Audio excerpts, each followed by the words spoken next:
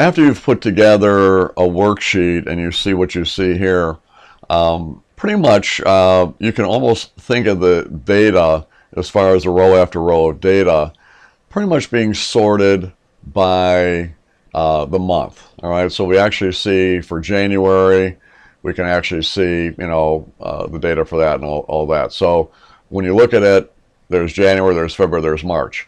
Now, if you would like to maybe rearrange your data so that the biggest month, whatever the highest totaling month is, you want that month to be at the top, and you want the lowest totaling month to be at the bottom of the group.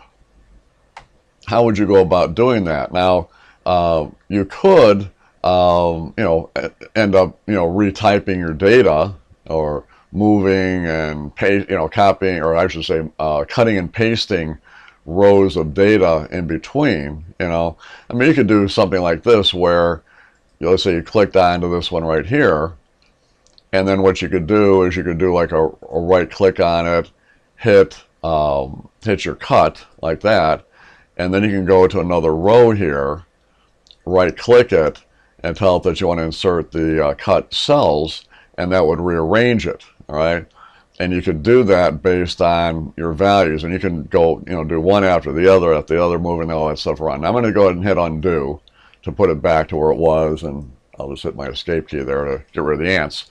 Now, I don't have to do it like that. So what's the better way? The better way would be to select your data like this. All right. Now, we're not going to select the bottom row because we want to leave that in place. We just want to have this stuff rearranged here. Okay. So you just select your headings along with everything down to the total, but we don't want the total included. Now, once you've done that, you go ahead and you click on the data, and there's an item on here called sort. You click onto that. Now in this case, we're telling it that our data has headers because we did select row 1 there. It's got a check mark in there. Now you'll notice how it's not selected any longer. Now if I were to take that check mark off, then that would be there. If we left it like that, we'd end up getting that row intermingled somewhere in between this stuff down here. We don't want that to happen, so this is the proper way. Now what we want to do is we want to sort it by what? Well, if we click on this little drop down arrow, we can pick column A, Chicago, Tampa, whatever, but our key is we want to work with this one right here, which is the total. So we say we want the total, and we want to do it from large to small. So the largest will be up here, the smallest will be down here.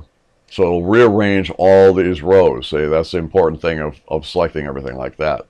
Now once you've done that, you hit OK, and voila. So now we can actually see that May was our biggest month, and June was actually our worst month out of all of them. So that's pretty cool. Now I'm going to go ahead and hit undo to undo that and get ourselves back to where we were. All right. Now here's a trick that a lot of people don't really know how to do here. This is a good one here.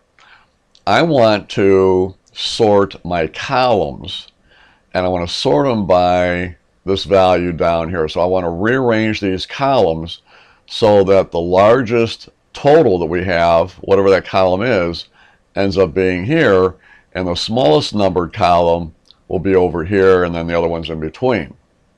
Pretty cool. So we want to leave this alone, and we want to leave this alone here. So what we do is we just select that there. Okay.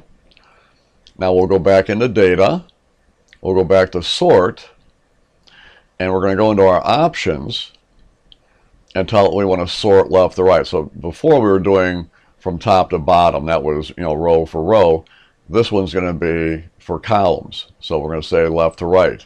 So we choose that, hit OK, all right. And now when we tell it to sort by, it has the rows. So in other words, we want to rearrange these columns based on what row? Well, based on row 14 here. So we can kind of scroll down here a little bit, and you'll see 14 pop up there. We choose that, and we want to go from largest to smallest, see? So right now you can see how we're starting out with Chicago, ending up with Atlanta. I go ahead and hit OK, and it rearranges them all. So we still have the same order here. It's just that we've been rearranged to show that LA is the biggest, and then it just works its way down. So it looks like Amsterdam is our worst performer. All right. Now go ahead and hit undo on that again, and there we go there.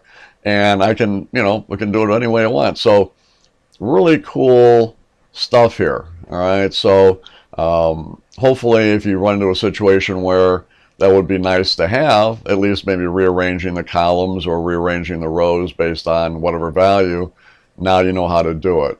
And if you take a look at the sample file that you can download from the tab on the right side there, you'll see all different variations of the sort that you can kind of practice with, and based on what you learned in the video. So I appreciate you watching it. Hope you learned something. Take care.